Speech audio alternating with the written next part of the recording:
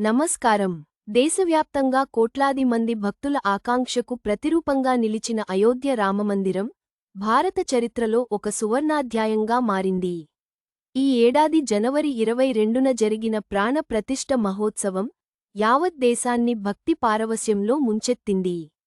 ప్రధానమంత్రి నరేంద్ర మోడీ చేతుల మీదుగా జరిగిన ఈ ప్రతిష్ఠాపన కార్యక్రమం కేవలం ఒక ఆలయ ప్రారంభం మాత్రమే కాదు, శతాబ్దాల కల సాకారమైన శుభ సందర్భం. దశాబ్దాల నాటి సుదీర్ఘ పోరాటానికి, వివాదానికి తెరదించి, సామరస్యం, ఆధ్యాత్మికతకు ప్రతీకగా నిలిచిన ఈ దివ్యక్షేత్రం ప్రపంచవ్యాప్తంగా హిందువుల ఆత్మగౌరవాన్ని ప్రతిబింబిస్తోంది.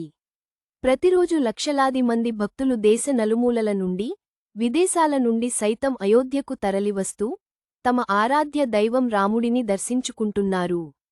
ఇది కేవలం ఒక ఆధ్యాత్మిక కేంద్రం కాకుండా ఒక పర్యాటక, ఆర్థికాభివృద్ధి కేంద్రంగానూ రూపుదిద్దుకుంటోంది.